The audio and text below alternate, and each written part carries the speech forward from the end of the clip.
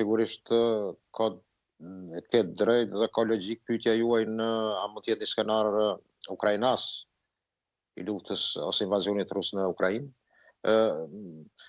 Mendoj, askush nuk e di fundin e luftës, të drejtën.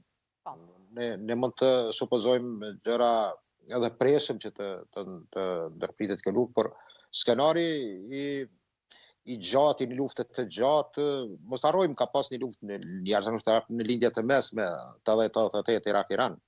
Dhe problemi më i madh e nderuar është që më duket që perëndimorët nuk e njohin shumë atë mitin vetflijues të persian dhe të iranianëve të sahtshëm. Dhe këtu është më duket defekti. Na jo se jo, na nuk e njohim këtu nga rrethet Prishtinë, Tiranë, por mirë, nuk është efekti jonë, është deri te efekti çka mund të jem anus apo kundër kësaj, efekti është deri te malet e dajtit apo sistemi atë bjesht të Estrecit.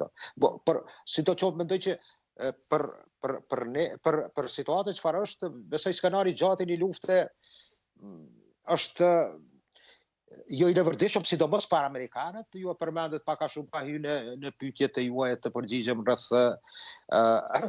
impaktit ekonomik të ekonomisë botërore, e cila më duket që ka hyrë në fazën e recesionit, e cila vetë shëbat, do thotë, kanë këtë problematikë të tillë, dhe opinioni në Amerikë është në pikun më të ulët të përkrajes që ka kjo administratë, do thotë 25-30%.